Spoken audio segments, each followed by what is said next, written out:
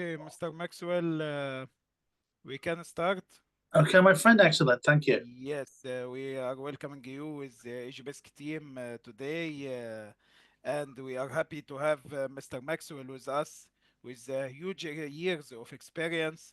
We need to learn from you today. Thank you. Okay, if I can, I'll share my screen with you guys. Yes, you can share. Yes. Okay. Right. So let me have a look.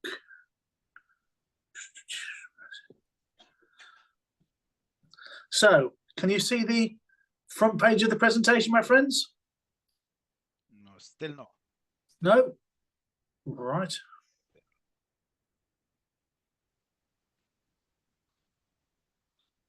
Not? No? Uh, if you want me to share from my side, Please, that'd be great. Ahmed, if you can, that'd be great. okay, I will share from. I don't know why. It's telling me it's sharing, but I don't know why. Okay.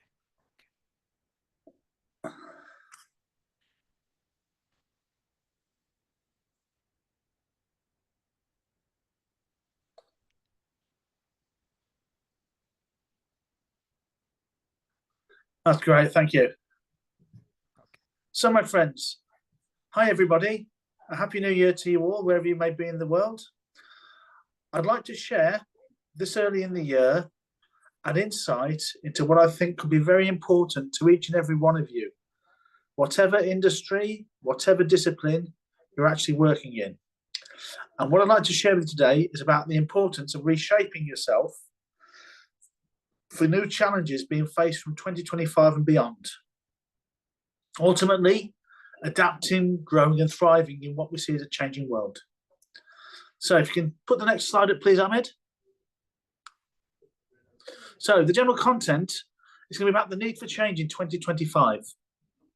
I'll start with a brief introduction about myself and what I've done, and then the content will focus on why, in a constantly evolving world and workplaces, we need to be best equipped as we can for new technologies, for societal changes, and for establishing our own personal goals around this. Now, I'm a big believer that 2025 and beyond presents unique and new opportunities and challenges that will require us to adapt like we've never done before. And the important drivers of this adaptation are flexibility, growth, and self-awareness in what is probably the most uncertain and turbulent world we've ever known, both in terms of business and in terms of society. And after this, I'd like to share a few useful tools and pointers that I'm going to ask you to take away and share yourselves. And if there is any further things that you'd like to discuss or go through in any more depth, please feel free to reach out to me afterwards. I've given my email here, hjmaxwell63@gmail.com, or my contact number, +44 7887 65845. WhatsApp. Again, I do work, so I will get back to people, but it may not be immediately. So if you're willing to listen, I'd like to take you on a journey through these points now. Ahmed, the next slide, please, my friend. So a little bit about myself. I'm 61 years old. I've been involved in industry for approaching 40 years, starting as a graduate chemist. In recent years, I've led international management change programs and delivered a lot of webinars for IOSH, IRSM, and other organizations on issues such as resilience, mental well-being, cultural awareness, assessments and maturity, leadership, and I particularly took a greater interest in this area post-COVID-19 and in terms of helping recovery and helping people cope. I am a recognised global HSE professional, having delivered training up to management teams at different levels and different industries in over 50 countries, where I've also implemented solutions to support the needs of sustainability, leadership, HSE, risk management, and ESG solutions. The big driver for me is the importance of people, people's welfare, people well-being, and making them or assisting them to become the version of themselves they want to be. And a big underlying factor for this is employee and management engagement, which I'm passionate about, people developing themselves to the best of their potential.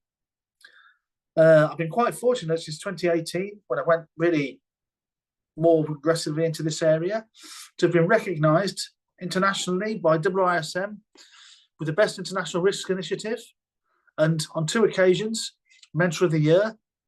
I'm also a Chartered Fellow of IOSH, IRSM, the Institute of Leadership Management, and the Chartered Management Institute. I've had a lot of involvement and engagement in Asia and strongly support WSH Asia. I was named on the shortlist of their top influencers. And similarly, SHP magazine and also basically HSE People. The last 12 months, I've spent a lot of time in Africa and Egypt, Uganda, Kenya, South Africa, supporting leadership initiatives in oil and gas, mining. I'm currently working on a construction project in the UK, but I'm looking to try and help and support professionals and companies across Europe, Middle East, Africa. Egypt is a place I've worked in and love. A lot of good friends there. I had the honour of attending and presenting and co-hosting a couple of sessions at Egypt's 2022. So I hope, whilst I'm not going to be there next few months due to commitments here, I've actually been working this morning and I'll be working tomorrow. I am hoping to get back into Egypt where the weather is much warmer. And again, it's a culture I like because people are keen to develop and become their best. So that's a little bit about me, my friends. Next slide, please. So, key trends for 2025. I think it's really important that we all recognise, right, that there are key trends that can help us to define ourselves in 2025 and 2026. And if we want to be successful, we have to need to recognise there are some paradigm shifts taking place. So actually shaping and recreating ourselves, in some cases reinventing ourselves is crucial for us to be successful. With a number of key aspects that we need to consider. The first being the fact there is a massive shift in technological innovation. The introduction of AI and associated technologies, automation, and virtual work environments is both daunting, but also gives us great opportunities for us to develop ourselves and our talents in this area. Partly because of COVID, but partly because of economic downturns in different areas, there is very much a global economic shift where changing job markets and industries will open up and offer greater opportunity going forward. So I stress to you all, now is the time to build yourself, a version of yourself, to make yourself most marketable for that. Now, going back to both of these points, it does put us under a lot more pressure personally. So it's important that we maintain strong mental health and well-being. So one of our own personal priorities needs to be prioritising our own mental health and welfare, and also maintaining a good work-life balance. In any personal development plan, it's important that we equally have technological development, we have qualifications and knowledge we gain, but we also maintain a good balance so that we get the rest, we get the recuperation time we need. And as you'll all see within our businesses, there is so much pressure globally on environmental awareness in terms of sustainability and eco-friendly practices, pre-cradle to post-grave, circular economies. The world is changing, and how we actually manage resources in the world is changing as well. And from a HSE perspective, we have a great opportunity to contribute so strongly here. And the actual working life of people is changing. Remote working, hybrid environments and arrangements, with more flexibility for us in our professional life, which also gives us opportunities of our own development and also for our own free time. So these are things that we need to factor in when we look at our own personal circumstances moving forward. Next one, please, Ahmed. So, based on these alone, it's really important that we look to reshape ourselves strongly with a clear plan of what we want to do. We have to be selfish and consider ourselves, because we are our greatest asset. So by adapting yourself for these successes, there's 4 key threads I would focus upon, which we should all consider and take stock of in our own personal circumstances. The first being continuous learning. If we want to stay ahead of the game and stay competitive as professionals, we must gain new skills and stay relevant to changing technologies and expectations in the marketplace. And as I said, there is a lot of turbulence, so we must ensure we do this in a manner which allows us to build our own resilience and cope with a level of uncertainty and stress, because the only constant nowadays is change.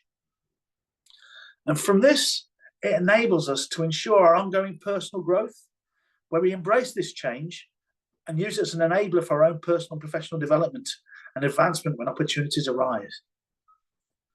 Different businesses, different cultures, different organizations, and different global economies are at different levels of maturity around the world. So we have an opportunity to develop ourselves to the full and take advantage of what the needs are there. So it's all about building a future-ready mindset, because we don't know when these opportunities are going to come their way.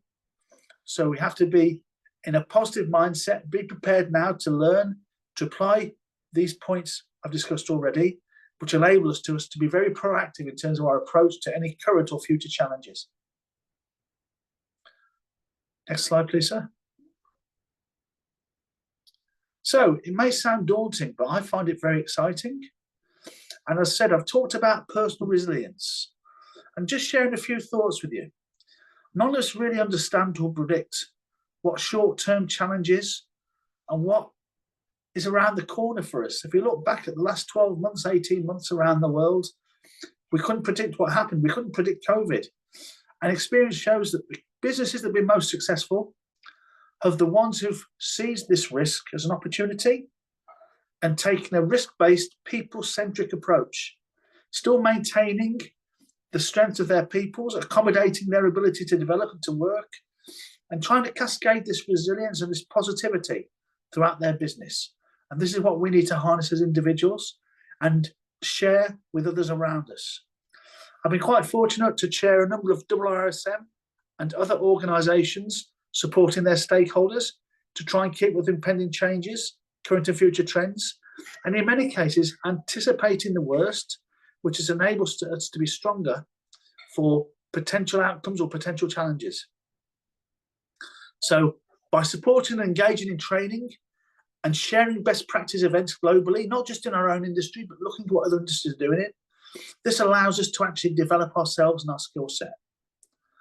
Similarly, if you're not doing so already, I would strongly recommend you invest your time and effort and energy into some form of mentoring partnership, learning from others, sharing with others, so that you can become a more complete version of the selves you want to be.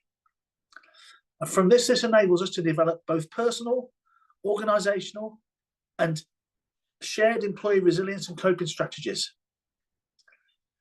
So it's important that you get the right support and support yourself and others through these transitions, which will enable you to make a much stronger change management process for yourself, where you can actually have a better emergency planning, a better mental wellness strategy, and implement and face changes in a more positive light.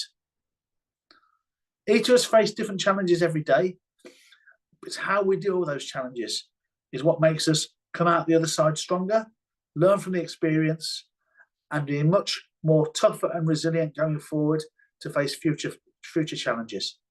And I think that's one of the key strengths of strong HSE and risk professionals is building this resilience, not just for today, but for tomorrow. Next slide, please. So it sounds complicated, it's not. There's effectively 5 clear steps I would suggest you to follow in terms of preparing yourself for the future and in terms of reshaping yourself. The first one is really take stock of where you are currently. Look at what skills, mindset, and goals you've got. Look at the challenges you face at work, and you think the challenges that are coming ahead the next 1, 2, 3, 5 years. And identify areas where you feel you personally need to improve, or where you can actually use the opportunity to improve in the business to develop your own skills. And by discussing this and agreeing this with your peers, with other stakeholders, your bosses and others, this should enable you to set your own clear goals for 2025 and beyond. But make sure these goals are smart. Make sure they're specific and actionable. Some you can control, some you're going to need help from others. So make sure you get your right support network to help you achieve them. And it's important you try to align your personal and professional goals with what emerging trends there are there, particularly in terms of AI and technological changes. We don't want anybody to be left behind. And it's an exciting ride that we all want to be a part of. And a big part of that, as I said at 61, a big part of my life is still in the embracement of lifelong learning, continuously trying to upgrade your skills through courses, workshops, reading, attending conferences, engaging with others, events like this, and staying open-minded to new technologies and methodologies. Don't see them as a threat. Don't fear them. See them as an opportunity. And particularly as you get into more senior roles in management or in leadership, work hard to develop your emotional intelligence, not just for your culture, but for other cultures. Improve your ability to understand and manage your own emotions. Know your strengths, know your weaknesses. But foster empathy, adaptability, and effective communication, knowing that not everybody has that same core knowledge as you. Not everybody sees things in the same perspective of you. So ultimately, we're trying to cultivate a growth mindset for you and for those around you. So see these challenges as opportunities for growth and be open to constructive feedback. And if you're not coming across in the way you want to, work hard to try and enable yourself to change in a manner which will allow you to do so. Next slide, please. So just some of the key skills I would suggest that you should be considering for yourself for development this year and beyond. Digital literacy. Nothing's changing faster than the AI and technologies used. So don't be afraid of going out there, trying and mastering new tools, platforms, and technologies. It could ultimately make your business more efficient, make you more efficient, and make you more effective in the workplace. And try to practice and develop yourself as a problem solver. Apply creative problem-solving techniques. Start thinking outside the box yourself and innovating and looking for innovative solutions. Whether we like it or not, society is driven by data, and more decision-making is driven by data. So try to understand and apply data insights to your advantage and try to read the situation before it actually arises. And it's equally important that you don't just keep this to yourself. You try to collaborate and develop your teams and the teams you're responsible for by leveraging collective intelligence, not just within the team you work with closely, but also if there's people you work with remotely or in hybrid environments. And this will enable us to become much more effective and much more aware of our self-management. If we're going to be effective, we need to make sure our time management is effective, so we can focus at times when we need to, both within the organisation and outside, as well as creating development time, create me time for you to reflect and to get the relaxation and rest that you need in order to be much more effective every time you're in the workplace. Next one, please, sir. So coming back to this building resilience, key way to build resilience for 2025 is to enhance your adaptability. Try to be flexible in the face of changes when trying to come up with solutions. Be mindful of stress management and try to adapt your own stress management policy and techniques to keep calm under pressure. We all have different length fuses, how we react and respond. It's important we're not triggered. It's important we stay calm. If people feel under pressure, they make irrational decisions. So sometimes it's important to walk away, to reposition yourself, to refresh, and then reapproach it. And it's important that we reframe setbacks. Nobody was ever successful without making mistakes or learning from failures. So we should take time to reflect, see this as part of the key learning, and bounce back even stronger, not making the same mistake again. And a large positive way to actually deliver this is through developing our own support networks and building a strong network of support, which can be through family, friends, other professional peers and colleagues who can discuss sound things, perhaps discuss things in confidence, and then try to adapt our own behaviours and approaches to certain things. So there's a lot of people out there who are feeling the same pressures, and we can mutually benefit each other by giving this support network to each other. Next one, please, sir. So if we want to make this change work for you, it's all about embracing change. We've got to recognise that we need to learn from the past, but let go of the bits that hold us back, which means releasing outdated thinking, embracing new ideas, new approaches, and parking and forgetting about past disappointments. And this is about embracing change in terms of innovation and experimentation, trying new things step by step, taking calculated risks, and adjusting our own perspective, looking forward to shifting our focus, looking forward to these new opportunities rather than seeing them as threats. And Rome wasn't built in a day. Some of these things will take time and our development will take time.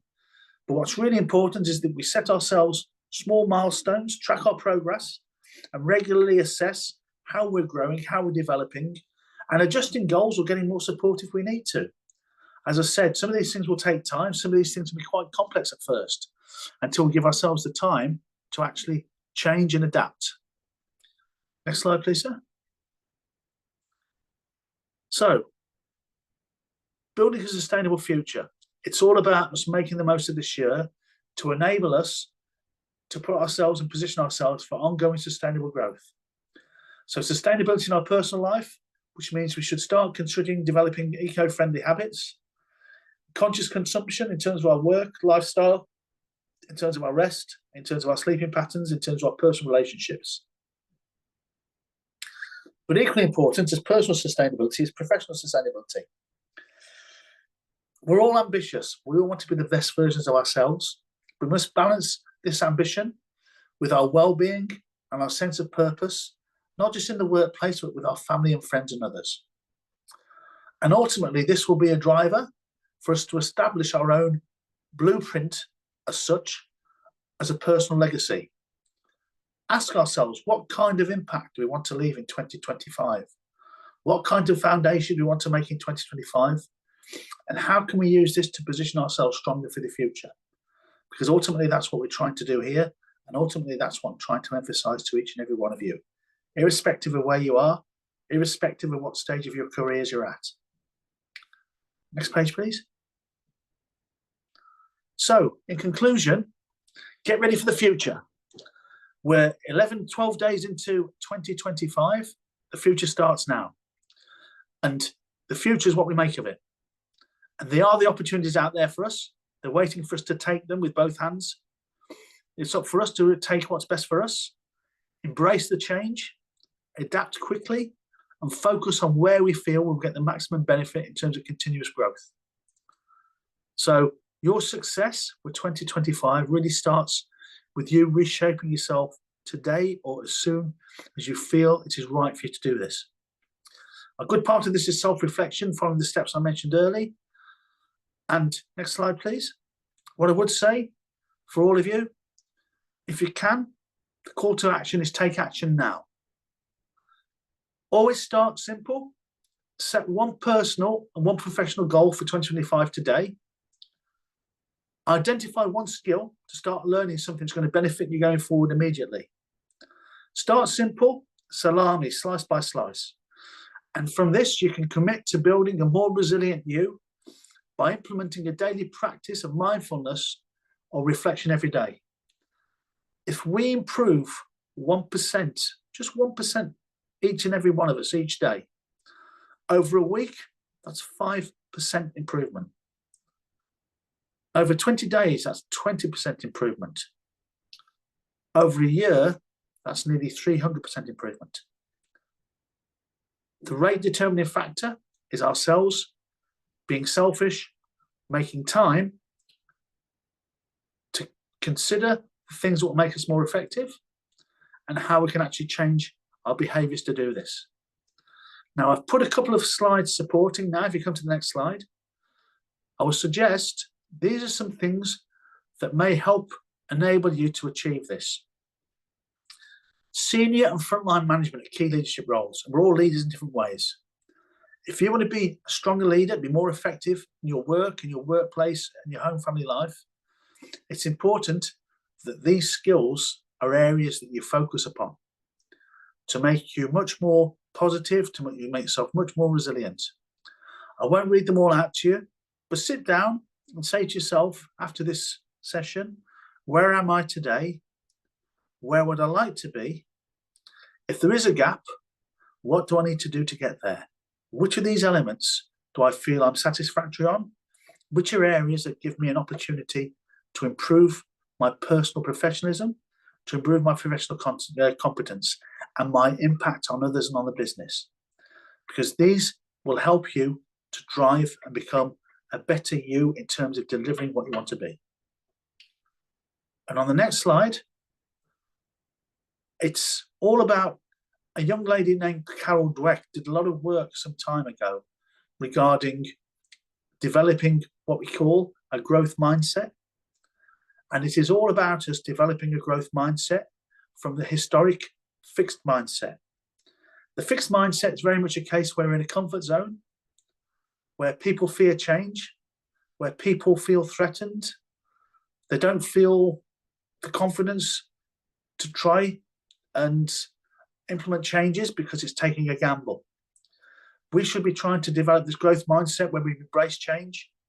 We learn from feedback and criticism. We develop intelligence and talent for ourselves and others. We work smarter rather than working harder. We learn from mistakes, become resilient. We're persistent in the face of setbacks. We see others' successes and congratulate them and use them as drivers for our own success. Learn from failure.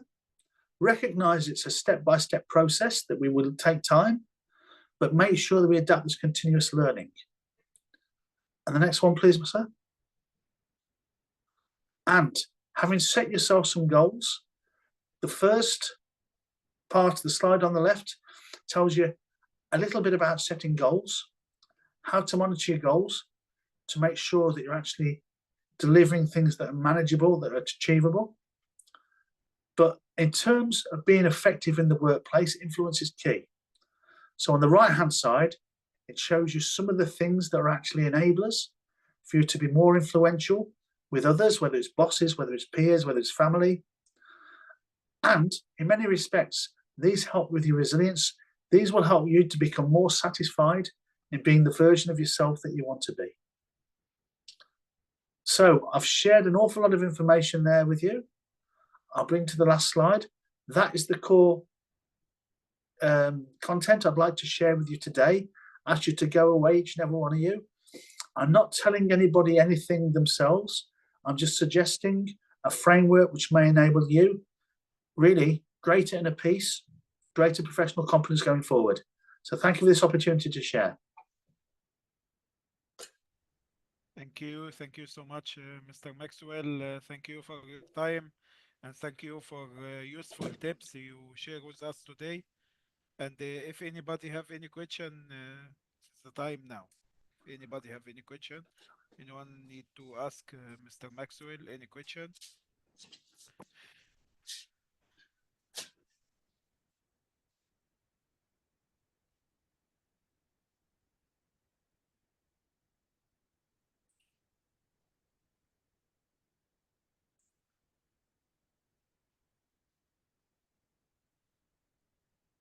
Any question, guys?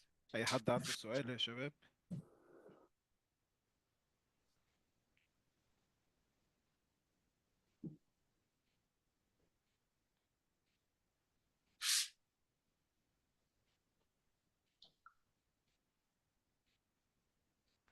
There's question in the chat box, Mr. Maxwell. You can see.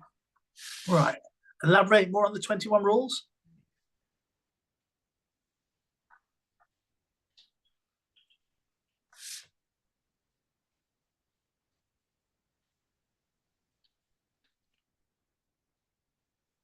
Was that the one that was asked, my friend? Yes?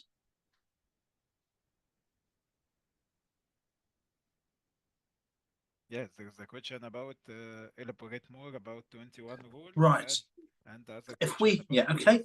If we're looking to be effective in the workplace, we need to maximize the impact, and also at home, the impact we have on others. So these 21 skills are skills that you can apply equally at home or at work. For example, your ability to sell or negotiate, maybe selling your skills in a professional workplace, whether it's actually part of a team, whether it's actually with your boss. It may be negotiating a pay rise. It may be negotiating in a shop.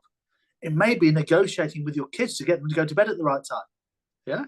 Yeah. So it will be meaningful to all of us in different ways. And A lot of people in different cultures sometimes bottle things up. They keep them to themselves. So a small problem becomes a big problem. And sometimes people can misinterpret things. So the ability for us to convey what we think and what we feel is very important.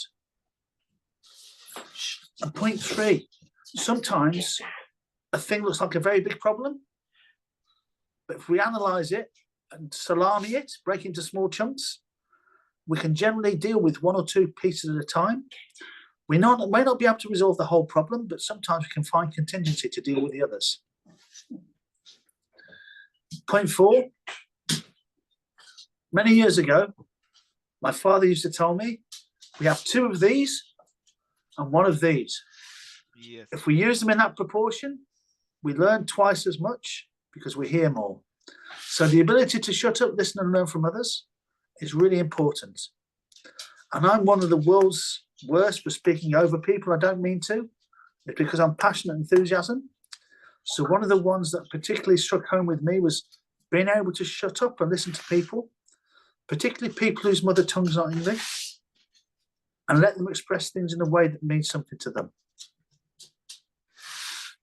So there's just, the ability to adapt, improvise and overcome our obstacles. Things always look black, always look bleak to begin with. But again, coming back to step 3, breaking it down into smaller chunks, sometimes we can help us deal with it better. Also, ability to read, understand and memorize. Learn things, learn key points, things that are going to be relevant and interesting to us. Rather than sitting and learning non-value add stuff, try to learn things that can be valuable to our development and the development of others. And sometimes if a problem is too big, or it's the wrong time because of your emotional state, because of other problems you're facing in your life, you have to develop sometimes an ability to walk away so that you can take some breathing space and then sometimes walk back to it later when you're in a better frame of mind to deal with it. Managing time effectively is something that we all need to try to make the most of, because the one finite we have is time. So we need to try and make as much benefit of that as possible. And everything always looks brighter if we have a positive and optimistic outlook on it. And it's really important, if we make decisions, we base it on facts, not on emotion. Rule with our head rather than our heart, which isn't always the case. And then again, if we want to be more effective in front of people like now, point 11, it's important we practice and develop an ability to speak in front of larger audiences. And never give up. Keep trying even after failure. And realize we come into the world, we go out to the world with nothing. What we make of ourselves, financial success isn't everything, but ultimately it's what our families rely on. So let's try to make ourselves as dependent as possible, that we don't need to rely on each other. On others we can, but the more we can invest and develop on our own, the more satisfaction we get. And again, from resilience, we try to develop an ability to do things irrespective of how many challenges there are out there. But equally important, we want to learn about ourselves, we want to self-reflect, analyse ourselves. Some things go well, some things don't go so well. See that as an opportunity to improve. Don't repeat the same mistake next time. Ask for feedback. Even your team, after a project, how could we have done that better?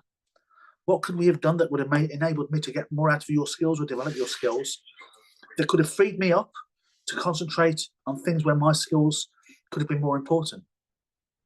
And equally important, we all have good days and bad days. One of the big things to drive success is the people factor. Make sure we actually ask people, and we mean it, how are you? How do you feel? And understand how other people feel and realise that they may not be in the same mindset as you. One of the most important things as leaders is that we should remain consistent. We should always be approachable. We should be empathetic. We shouldn't be short-tempered 1 minute. We should make time for people. Take time to reflect, master our thoughts. Try to ensure that we're able to write down words that positively motivate, persuade, and influence others. But the one thing I've learned at 61, which many people are too proud to do, and I was probably too proud to do early in my life, is never be scared to ask for help. No one of us can actually know everything. No one of us can be the expert in everything. So it's really important we take the opportunity. So I hope that elaboration's been of use. Yeah, thank you. It may mean different things to different people, Ahmed, but that's Maxwell's perception of them. Yes, thank you. It was very useful. Thank you. There's another two more question. One for ASP and CSP and NABUJ diploma as professional certification. And another one downside, which is very important about the technologies and AI. You can read. My friend, could you put your microphone a little bit clearer? I didn't catch you there. Sorry. I still can't. It's still quite low, the volume. What was the first question? Yes, for pathway of ASP, CSP, and OTHM and NABUJ diploma, which is better? It depends on what you want to get out of it. It depends on your own personal aspirations. I would strongly recommend, in my own experience, I'm actually a NEBOSH examiner for international diploma and diploma. A good starting platform, in my opinion, is NEBOSH certificate or international certificate. And then, depending on whether you want to go and join an American company, where you want to work in the world, if you want to work in UK or in Europe, typically the NEBOSH may be a much better diploma, may be a much better route. Whereas if you want to work in an American environment, this is where the ASP side of things, ASSP stuff, may actually be more beneficial. Equally, or eventually, some of this stuff needs to be harmonized. But it all depends on which companies and which countries you want to approach. There's another question, last one, downside. Consider the acceleration and the race of technologies, such as AI, robotics. What do you think as we HSE professional need to focus? Right. In terms of HSE professionals, one of the biggest things I find frustrating is that different industries are adopting different technologies at different rates. We don't seem to be sharing best practices as much as we can. So as HSE professionals, I would say, strongly suggest you look at what other industries are doing. You engage with them, you engage through the likes of professional bodies like this. Ask your colleagues, ask them to present what they're doing in their industries. Because some of these solutions may be equally relevant in your industry, it's just that you haven't focused on it yet. So be prepared to learn and share from others and have an open mind, particularly in terms of health and safety. Obviously, prevention and predictive analysis of data is very important. But again, it very much depends on the industry and how automated the industries are that you work in. A lot of these predictive behavioral things that are coming out, a lot of the VR and AR solutions may be great for industries. Keep a very open mind because these things are changing week by week, and there's so much fantastic opportunity out there for us to adopt them. Yes, they are expensive initially, but going forward, prices will reduce.